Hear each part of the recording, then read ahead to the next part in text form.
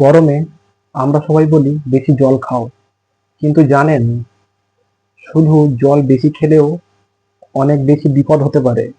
মাথা ব্যথা, বমি, ঝিমুনি, এমনকি খিঁচুনিও পর্যন্ত হতে পারে, কারণ শরীরে লবণের পরিমাণ অনেক কমে যায়। আজ জানবো কেন এটা হয়, এর লক্ষণগুলি কি কি এবং সঠিকভাবে কিভাবে হাইড্রেট থাকবে। হাইপোন্যাট্রিমিয়া কি? হাইপোন্যাট্রিমিয়া মানে শরীরে লবণ বা সোডিয়াম কমে যাওয়া। গরমে ঘামের সাথে শরীর থেকে লবণ বেরিয়ে যায়। আপনি যদি শুধু জল খেতে থাকেন, লবণ বা ইলেকট্রোলাইট না নেন, রক্ত পাতলা হয়ে শরীরে সোডিয়াম কমে যায়। কেন শুধু জল খাওয়া আমাদের শরীরের বিপদ ডেকে আনতে পারে? প্রথমত, অতিরিক্ত ঘাম, দীর্ঘ সময় রোদে কাজ বা খেলা করা, উপবাস করা বা কম খাওয়া এবং বারবার প্রস্রাব করা। শরীর থেকে লবণ বেরিয়ে যাচ্ছে কিন্তু আপনি শুধু জল খাচ্ছেন। শরীরের মধ্যে ব্যালেন্স নষ্ট হচ্ছে। 8টি লক্ষণ যেগুলি দেখলে আপনি বুঝবেন আপনার হাইপোন্যাট্রিমিয়া হয়েছে, অর্থাৎ শরীর থেকে লবণ কমে যাওয়া। 1 নম্বর, মাথা ব্যথা। 2 নম্বর, বমি বমি ভাব।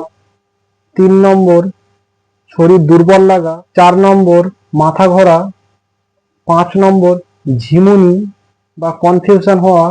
6 নম্বর, হাত পা কাঁপা। 7 নম্বর, খিঁচুনি এবং 8 নম্বর, অজ্ঞান হয়ে যাওয়া। হাইপোন্যাট্রিমিয়া হওয়ার সম্ভাবনা কাদের বেশি থাকে?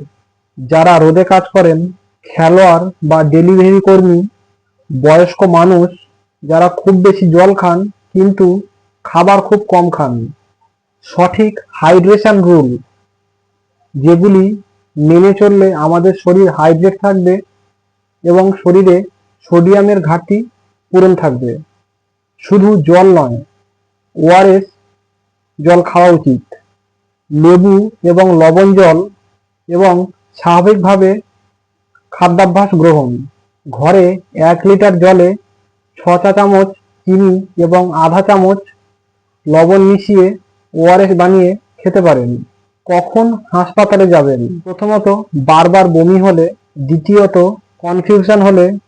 তৃতীয়ত, যদি শরীরে খিঁচুনি দেখা দেয়। 4 নম্বর, অজ্ঞান হয়ে যাওয়া।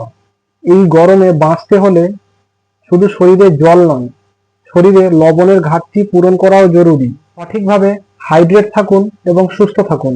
শেয়ার করুন, কারণ এই তথ্য অনেকের অজানা। এবং এমন আরো ইনফরমেটিভ ভিডিও পেতে অবশ্যই চ্যানেলটি সাবস্ক্রাইব করে রাখবেন।